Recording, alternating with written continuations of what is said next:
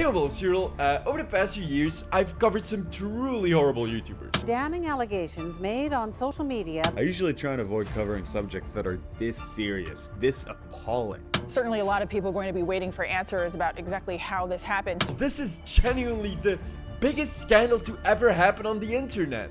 It's actually worse than you think, for reasons you may not know and in ways that will unfortunately impact all of us. It's worse than you can imagine. It's nightmarish. It's ghoulish even. It's insane. And that's the scandal of Ramses the Pigeon.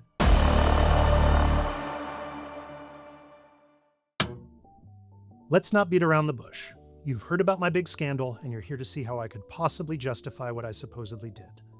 You might be expecting a lot of excuses, you might be hoping that I'm just going to take responsibility, or maybe you have no idea what I'm talking about and you're waiting for me to explain. I will go through the entire situation, but before I get started, I have one request. Please, if you've enjoyed my videos in the past, if you've appreciated what I've been trying to do, or if you think that I might still have something to offer the world, don't skip through this brief advertisement. If you really do want to skip though, just jump ahead until the yellow bar is gone. Alright, if you stuck around, you get to be a part of the joke, and you'll hear all of the double meanings throughout this video. There was no scandal, but in a second here, I want you to help me build an alternate reality of sorts. First, pick either heads or tails. Got it? Okay, if you chose heads, you're going to be a critic, and if you chose tails, you're going to be a supporter. If you're a critic, I want you to make up whatever the scandal was. Have it be something that's equal parts confusing and absurd, but make it sound like it could almost be true. If you see other critics saying things that could link together with your idea, build on that together. Now, if you're a supporter, either come up with an outlandish excuse for my behavior or invent some kind of bizarre way that I could redeem myself. Correct the critics and let them correct you. I want the comments beneath this video to seem like they're pieces of a disjointed, nonsensical debate that gets really spirited, but somehow stays civil and respectful. Anyone who didn't watch this part should be left feeling like they've glimpsed a parallel universe wherein people write well, lift each other up, and try to make the world better for everyone, even when they're on opposite sides of an issue. As for why I want to build this alternate reality, well, that's actually the real subject of this video. And also, I just think it would be really funny if Gemini wound up claiming that I'd tried to eat Buckingham Palace or something. We'll end the advertisement here, so go ahead and debate each other in the comments, but remember, do it politely and respectfully, and make everything barely believable, but still ridiculous. And off we go again. I want to start by saying that I won't be brandishing a ukulele at you. As for what actually happened, that'll take a bit of explaining. You can probably find various versions of the story in the comments beneath this video, but from my perspective, the whole thing began when I was about 6 years old. Yeah, I know it's a lot of backstory, but it'll be important later. I was out walking with my dad, and we happened to pass an alleyway with some really detailed and intricate graffiti on one wall. Being the obnoxious kid that I was, I started asking a lot of questions about it, and my father told me some things that have stuck with me ever since. See, I'd previously heard that graffiti was basically a way for someone to tell the world that they were there. It was like posting first in a thread on the internet, although that analogy wouldn't have made much sense back then. The artwork that had piqued my curiosity was so much more than just some black squiggles on an overpass, though. Somebody had invested real time and effort into saying, "I exist," and as a result, that statement had become more true. That was how my dad put it anyway, and I think that he was right. I'm here, all these years later, telling you about something that I remember. That person's declaration has rippled through time and made its way to you. And even though neither of us know who the artist was, a small amount of their impact on the world is still being felt. With that in mind, I'd like to ask you a question. Why do you write comments on the internet?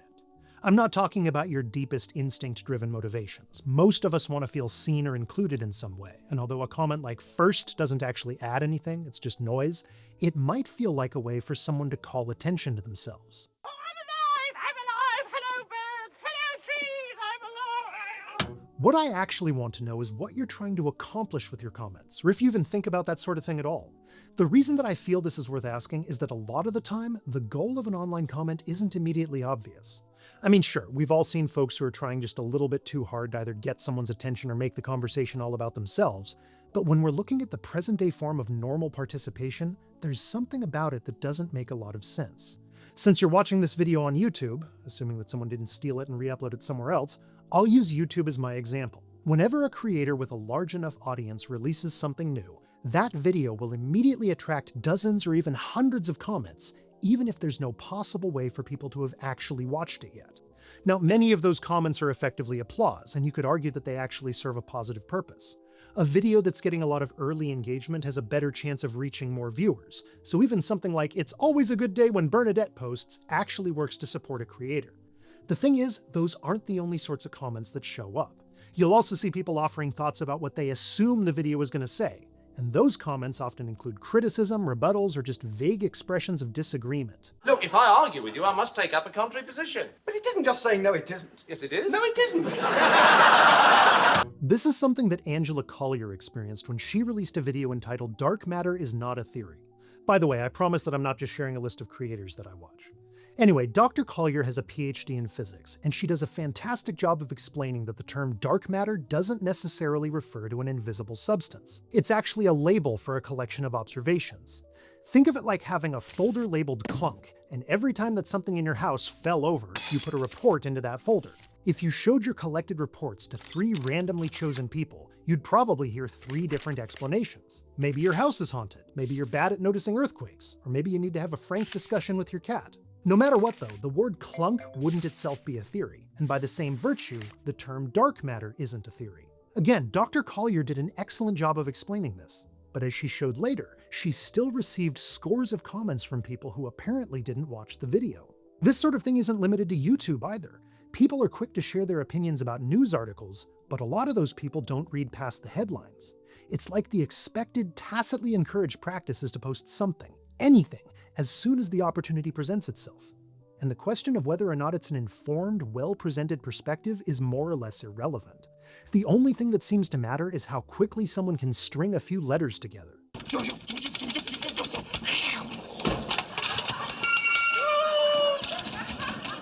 Granted, these days, a lot of those comments are probably being written by bots, but there are still plenty of humans doing the same thing.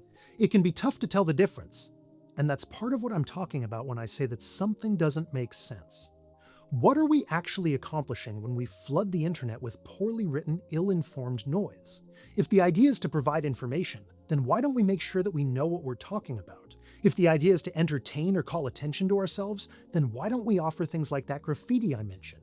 Things that'll be appreciated and remembered. I mean, can you think of a specific time when you saw someone post first? Or have all of those identical comments just blurred together? We could ask the same thing about any comment that's just a mimetic phrase, a quotation from a movie, a context-free opinion, a string of random emojis, or anything similar. This could just be an issue with how my brain works, but I can't remember those folks' usernames, their profile pictures, or even where I saw their comments. I'm left asking if they actually contributed something, or just cluttered up another thread.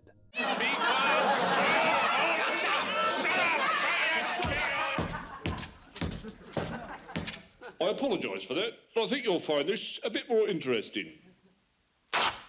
With all of that being said, plenty of people would likely argue that comments on the internet aren't supposed to be high quality or memorable. Once a given thread vanishes from people's feeds, nobody is ever going to see it again, so any extra time spent writing is just wasted. Well, if that's true, it brings us back to my question. If these comments aren't supposed to be high quality and original, if the people writing them aren't being seen or recognized, and if the whole conversation is going to be thrown out anyway, what's the point in writing anything?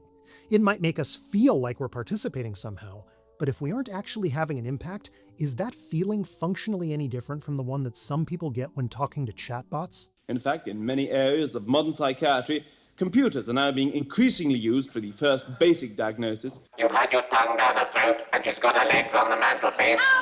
Put another way, why do we insist on making as little effort as possible when we could achieve exactly the same result by not making any effort at all? I think that I have an answer, and believe it or not, I am going to link it to antiques, history, and the scandal that I've been involved in. But we do need a little bit more context first. He's making it up as he goes along. No, I'm not. I'm going to be glossing over a long and complicated story, but here's the summary. Back in the late 19th century, a group of industrialists got together and plotted to steal everyone's pride. I know, it sounds like something that you'd see on Care Bears, but that's literally what happened. We'll spray the world and turn it hard. You can read about it in the book Captains of Consciousness, which is exceptionally well-researched and robustly cited. Basically, though, people who owned factories realized that if they wanted to maximize profits and minimize expenses, they needed to force a cultural shift to happen in the world. Convenience needed to be more important than craftsmanship, and the general public needed to be convinced to live by the clock. Believe it or not, all of that was pretty novel at the time, and the conspirators were actually facing an uphill battle. See, contrary to what you may have heard in history class, the concept of mass production has been around for millennia. We didn't really call it mass production, but whenever there was a demand for a lot of something, people would find ways to manufacture more of it. In the 18th century, for instance, a silversmith named Hester Bateman developed something kind of like an assembly line. She used specialized tools and machines to craft items of excellent quality, but that were much easier to make than things sold by her contemporaries. Nowadays, most of us would probably assume that she was trying to maximize her profits, but Bateman actually lowered her prices, thereby allowing middle-class and even lower-class people to afford things like silver tea sets. She kept the same high standards throughout her life, and today, her mass-produced work shows up in high-end collections and museums. This creamer is one of hers.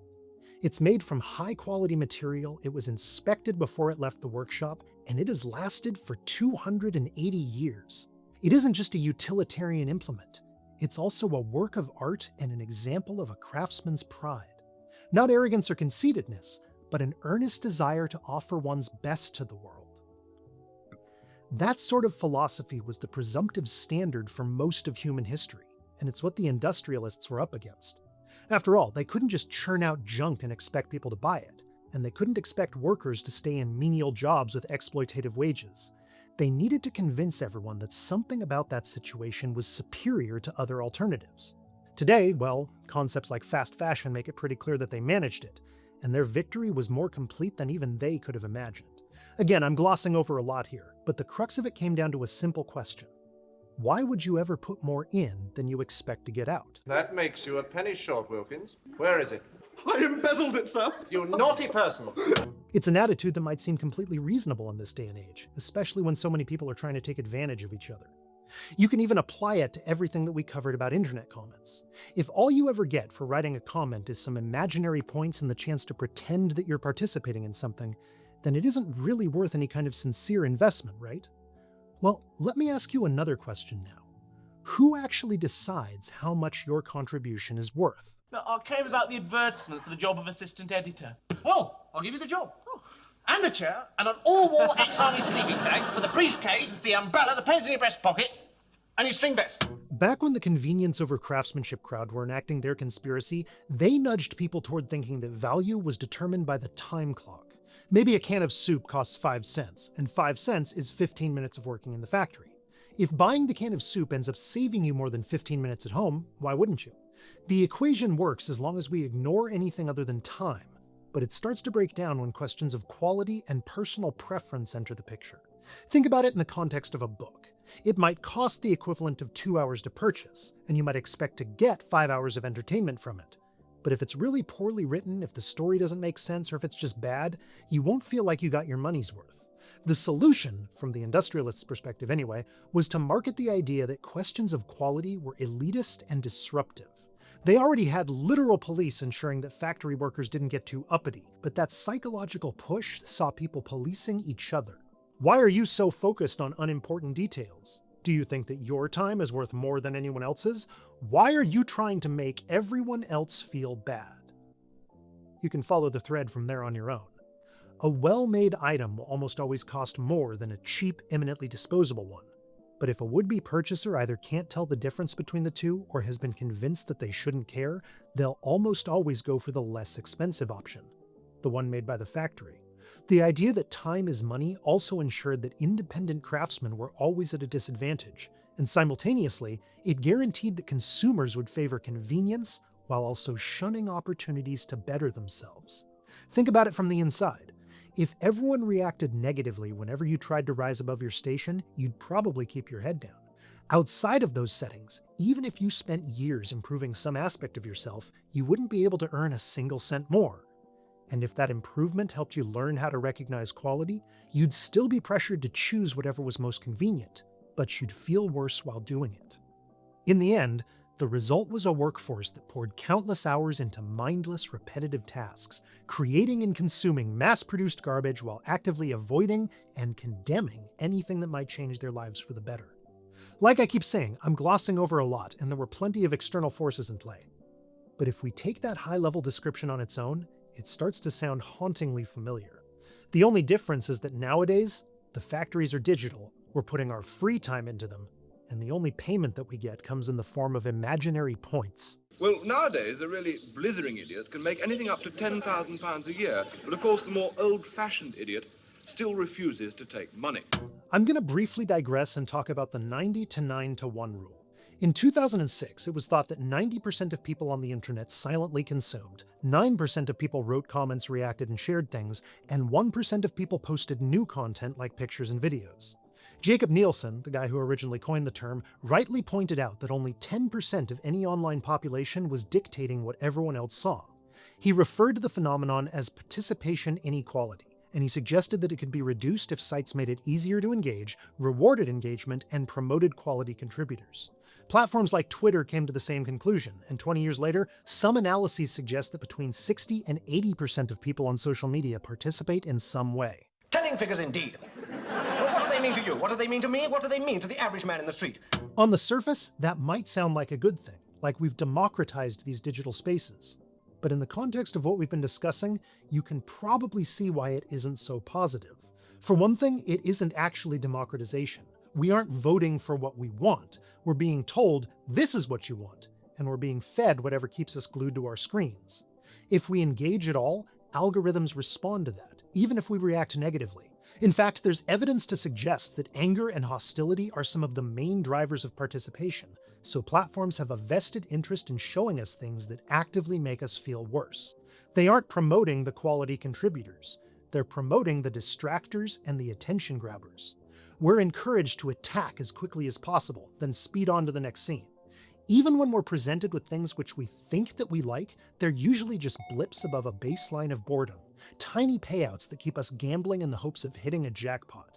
Worse still, when we find things that we might sincerely enjoy, we get funneled into another trench of the same exploitative system.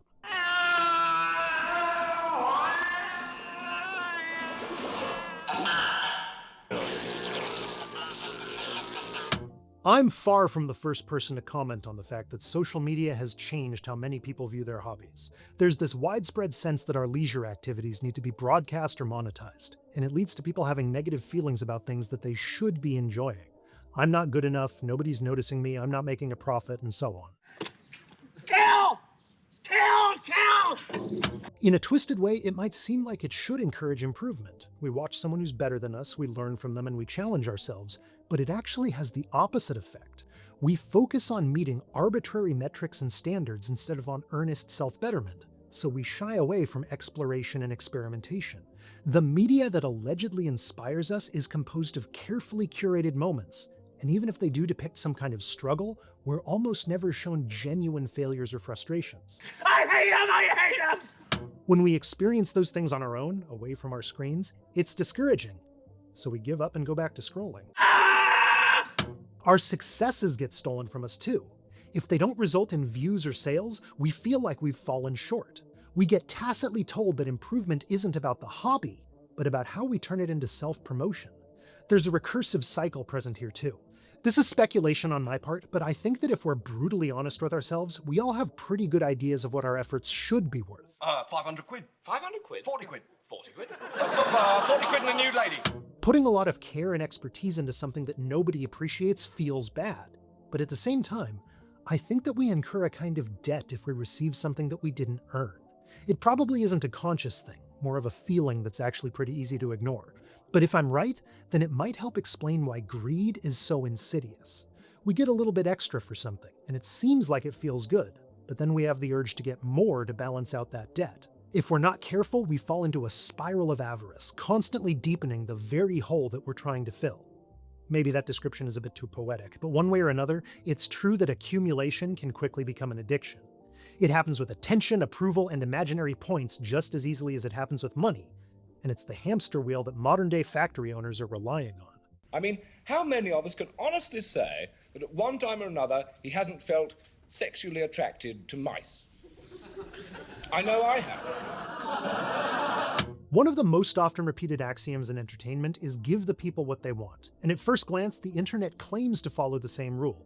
If a post attracts a lot of engagement, it very quickly prompts imitation and even repetition, with a lot of posters offering virtually identical bits of content over and over again.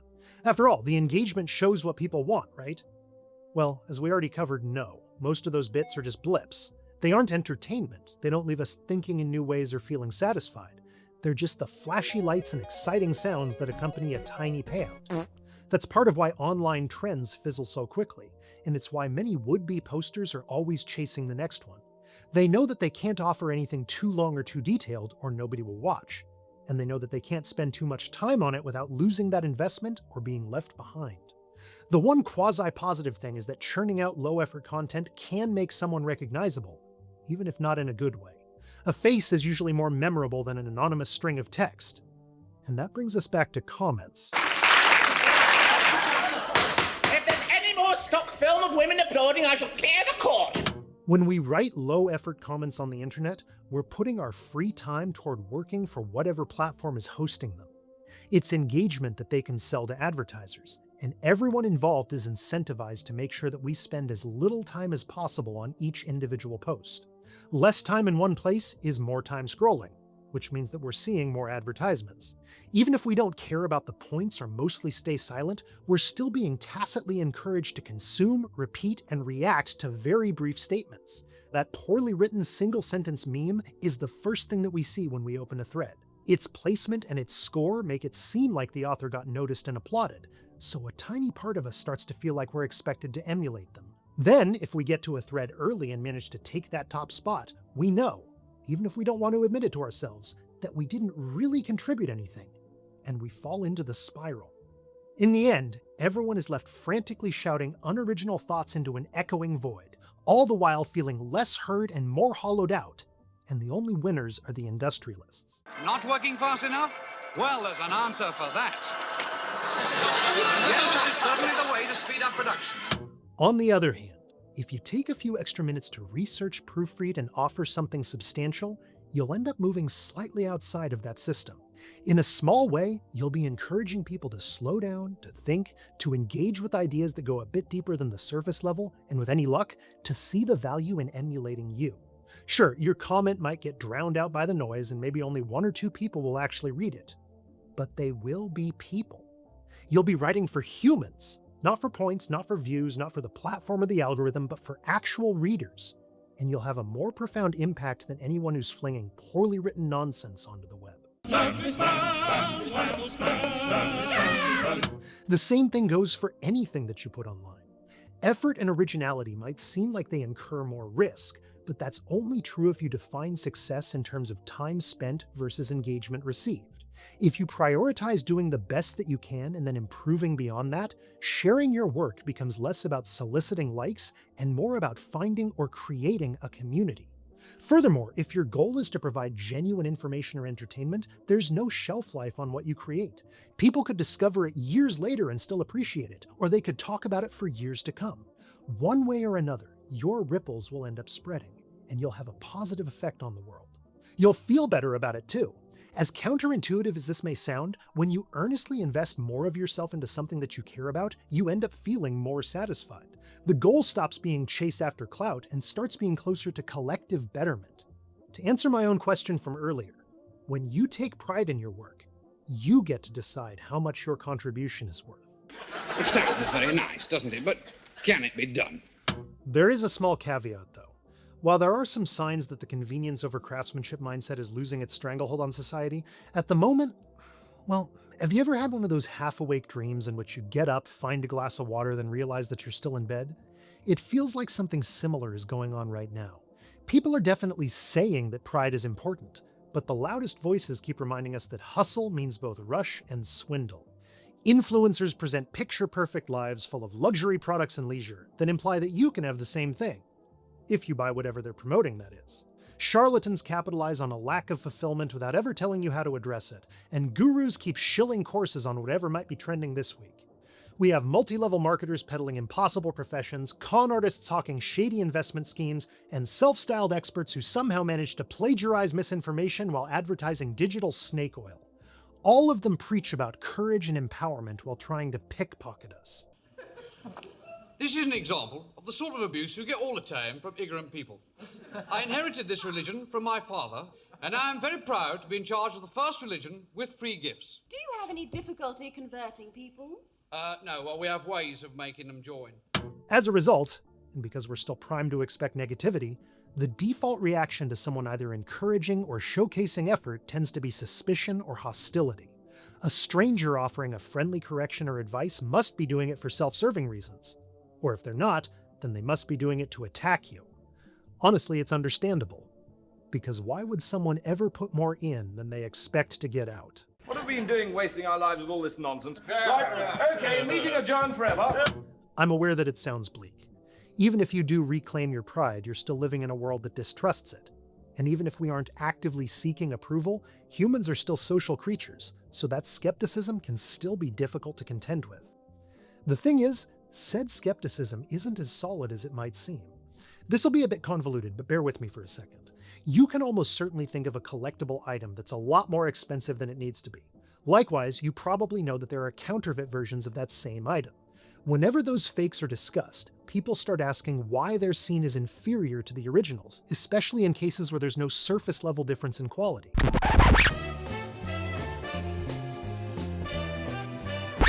The answer can always be reduced to a single word: authenticity. And the debate surrounding that concept reveals something about human nature. Imagine a trading card game that features some exceptionally rare and sought-after cards. They're just ink on paper, so their monetary value arises solely from supply versus demand, and maybe some market manipulation. If you're only interested in playing the game, that price tag is an annoyance at best. There is functionally no difference between an authentic card and a card that you drew yourself. If you're a passionate collector, though, you're intent on acquiring the genuine article. The specific ink in the right configuration on the correct paper printed by the authorized shop. The physical card is effectively an avatar for the story behind it, and owning the real thing connects you to that story. There's also the utilitarian value. I'm not suggesting that expensive cards can be used as tools, not for long anyway, but they can be treated like stores of wealth. Plenty of people collect things with the intention of selling them later on, and since those sales will usually be to other collectors, authenticity is still important. Even when it's indirect, that connection to a story is what matters. A fake card that's actually intended to deceive only has value for as long as someone thinks that it's the real thing. And the same is true of pride. See, on a fairly fundamental level, we enjoy seeing people work and succeed. We like the story, we like to feel connected to it, and we like to experience the vicarious sense of victory. A lot of the time, we also like feeling inspired to chase our own triumph. It's pretty profound, but it's also easy to exploit. That's what makes the influencers, charlatans, gurus, and con artists so effective. They claim to present the success, and they promise ways of lessening or eliminating the work. In other words, they purportedly show the result of pride, then they sell you the convenience. Both are very often revealed to be counterfeit, but the tactic wouldn't work if the skepticism toward pride was really as impervious as it sometimes feels. But the real question remains, what is the solution, if any, to this problem? What can we do? What am I saying? Why am I sitting in this chair? Why am I on this program? And what am I going to say next? At the time of this video, we've been through over a century of pride-stealing attempts. We already talked about the internet and social media, but I'd be willing to bet that you can think of other examples. They tempt people with convenience, normalize its presence, then arrange things so that anyone who wants something more is put at a disadvantage and met with scorn. And so, as a blasphemer, you are to be stoned to death. Despite that, we still appreciate craftsmanship, whether it's seen in physical objects, in text, or in how someone presents something. Integrity, authentic pride, if you will, still stands out in a way that no industrialist has ever been able to completely crush. Recognizing it sometimes takes experience, but certainly not always. And most people can sense when integrity is present or absent. It's a big part of the reason why mass-produced jewelry seems cheap, why committee-made media is often unsatisfying, and why AI-generated artwork feels soulless. And in a world that's getting increasingly weary and wary of commodified convenience, it's why you have an opportunity. Did you just bristle a bit and steel yourself for a sales pitch? Don't worry, that isn't what's coming. Right, now get on with the spiel. This'll sound like a platitude, but I genuinely believe that you, yes, you, have something worthwhile to contribute. It may not take a form that you've considered, and what you currently want it to be or think that you want it to be might be a little bit different from what it'll end up being. Maybe you'll accomplish something early in your life, or maybe you'll find your triumph in your twilight years. Maybe you'll personally impact the entire planet, or maybe you'll quietly support a single individual. It's all valid, and it's all important. What matters is that you offer the very best that you can. Not for views, not for imaginary points, and not to make money, but because you sincerely care about it. And when you do, you'll bring more of that authentic pride to people. Easier said than done, I know, especially when we're all struggling. Getting to the point where you're capable of offering something real takes a lot of time, introspection, and effort, and there aren't any shortcuts. But that's an opportunity too. You will fail, and you'll keep failing. You'll make mistakes. That isn't something to be ashamed of. You should take responsibility, and you should be aware of how your actions affect things, but every one of those moments is a chance to learn and improve. If you accept those opportunities, you'll turn your failures and mistakes into victories. And if other people are doing the same thing, if they're earnestly intent on contributing, then you'll be surrounded by like-minded souls who can help or who might benefit from your help. Imagine a world that isn't overcome by noise, but that openly seeks, creates, and celebrates integrity and lasting stories. That's the world that I want to live in. That's why I made the choice that I did. As you might have guessed, we're finally getting to the part about the big scandal. But before I address it directly, here's a brief palate cleanser.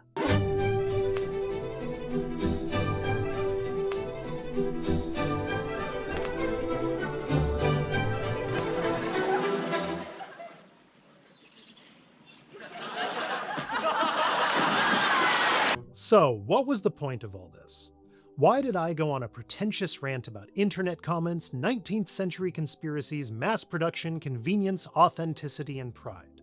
How was any of that relevant to the scandal? What the hell did I even do?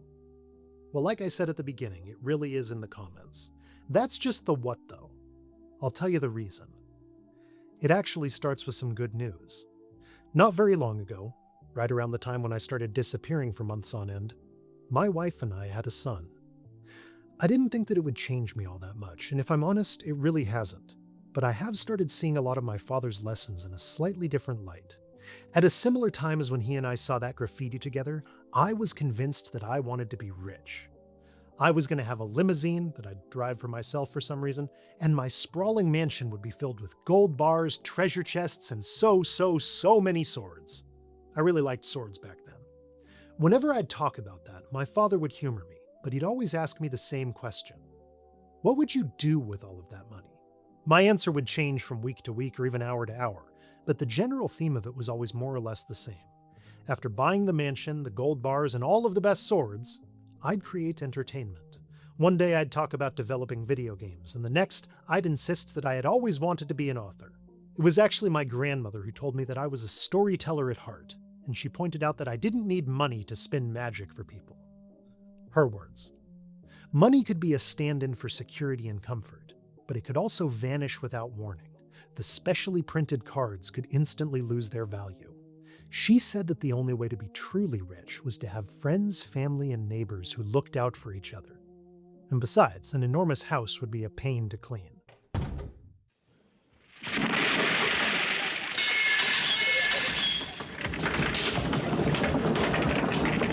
I was too young to really understand, and I even told my dad that his mother had missed the point. He replied by saying that I'd agree with her one day. In the decades since, I've watched the internet come to dominate our lives. My father was always at the cutting edge of technological developments, and as a result, I was the first one in my friend group to have an email address. I grew up with the words shareware and demo in my vocabulary, and I watched news groups and niche forums give way to Friendster and MySpace. I was on Facebook when it was only available to college students. I saw the ascent of FARC, the rise and fall of Dig, and the numerous jumps that Reddit took. I was on the front page of Newgrounds, and my oldest YouTube video is from 2006. Don't bother watching it, it's terrible. Funny you should ask about that. It just so happens you're my mission. I worked as a producer, a brand developer, a ghostwriter, and an editor, and I was always aided by the internet. Throughout everything, I kept hearing claims that we were all getting closer to one another, but that didn't match what I was seeing. Even as technology made it easier to contact people, connecting with them got more difficult. A telephone call was more convenient than meeting up in person, and a text message was more convenient than a telephone call. When smartphones and social media came around, that's where everyone spent their time. Oh, what a giveaway! The thing is, I don't think that the internet is an inherently bad thing. It was created with the intention of bringing people together and facilitating collaboration, of providing a place wherein folks from all walks of life could build something greater than themselves, whether it was a piece of engineering, a better understanding of a subject, or just a larger-than-life work of fiction. It still has the potential to be that today, but those of us who are using it need to escape the philosophy that the industrialists peddled. Very few of us are actually part of the problem, but we're all trapped in it. Even the folks whom I keep decrying, the influencers and so on, are likely stuck in that spiral of avarice that I described. And I think that a lot of other people are stuck in a spiral of apathy. Nobody else is making an effort, so why should I? I want to do what I can to change that. I want my son to have the best possible chance at a good life. Not a lavish one, and not one that robs him of opportunities to learn and grow, but a life that's full of hope for the future and chances to help improve it. He'll need to navigate the world as it currently is. And that means one day, he'll have to see that things aren't always as they could be. I want to be able to truthfully tell him that there are people all over the planet trying to make things better, that they're choosing craftsmanship over convenience and spreading their ripples through the world. When he does use the internet, I want him to see it as it was supposed to be, not as a rigged slot machine with only one reel. And the rest of the time, I want him to have a physical, offline place where friends, neighbors, and family are always welcome. A couple of years ago, I was lucky enough to work in an antique store that had a different mission than most. Yes, they needed to pay the rent and buy supplies, but it wasn't exactly a business. It was a gathering place and a museum. And if you fell in love with one of the exhibits, you could take it home with you. In exchange for a reasonable fee, of course. Every object had a story attached to it, and within those walls, the stories continued. It was a place wherein magic was real, and as it turns out, real magic is infectious. Life took me away from that shop, but I was given some of its spark to take with me.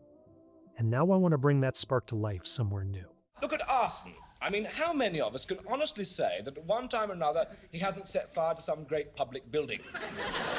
I know I have. So what was the scandal? Well, like I said, it's in the comments. I asked people to work together and make one up, to act like the internet is what it could be, and to collaborate on a project that brought a bit more whimsy into the world. If you've made it this far, you can still play along. Just go back and watch that brief advertisement at the beginning, and you'll be in on the joke too. In other words, the scandal was that I lied about there being a scandal, and I did that while claiming to address a scandal. All of that was a flimsy wrapper around a history lesson and encouragement to take back your pride. And now, unless I'm very much mistaken, you probably think that there's a real commercial coming. There isn't. See, I meant it when I said that I wanted to bring that spark to life. I've opened an antique store of my own. But I live in rural Sweden, and I won't be selling my wares online. It's a brick-and-mortar, in-person only shop, and the point isn't to make money. It's to make sure that everyone who visits leaves a little bit richer. As for why I'm even talking about it on the internet, well, think of it as proof that I'll be practicing what I've been pretentiously preaching. Also, my background is going to change and I'm going to start live streaming. That's it. If you were expecting an online storefront or a call to action, then I'm going to have to disappoint you. And since this is still technically a YouTuber apology, the time has come for me to show you just how sorry I am.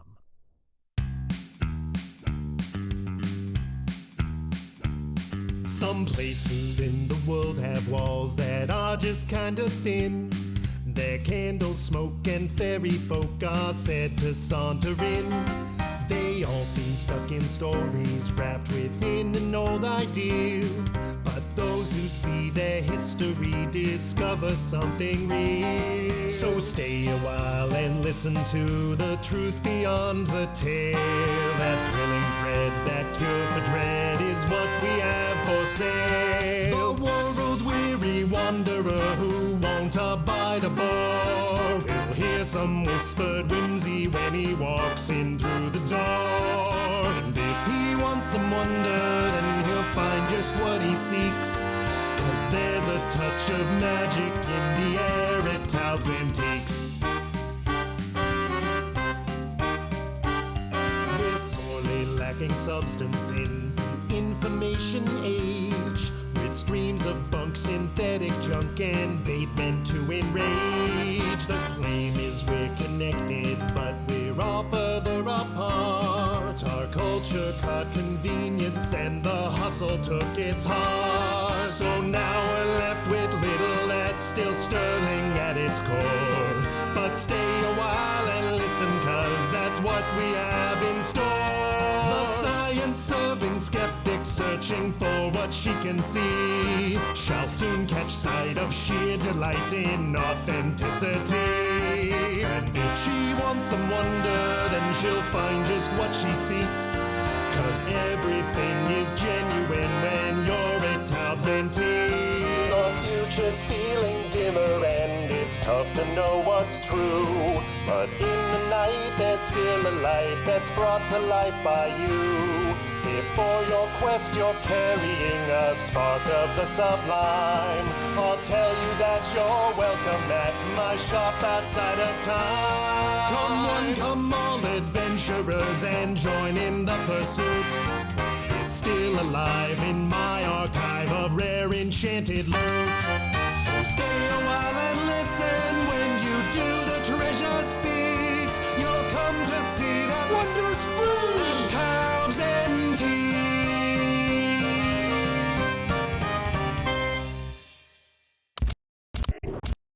So it's like an anti-advertisement. Yeah, that's a good way of putting it. I'm basically trying to encourage people and push for more authenticity. Okay, I can respect it. You're showing that you can walk the walk as well. Yeah, I mean, this isn't just a costume. You're wearing a waistcoat. No. Yes, you are. I can see you. I'm looking at you. You're wearing a waistcoat. Where is your waistcoat license? Look, I know that you're the waistcoat guy. Waistcoat license? If you want to continue talking to me, you will show me your waistcoat license right now. I've never heard of This isn't a joke! Don't mess around with this! There are layers, and this is a serious one. Show me your waistcoat license right now. That's not a waistcoat license, that is a spoon.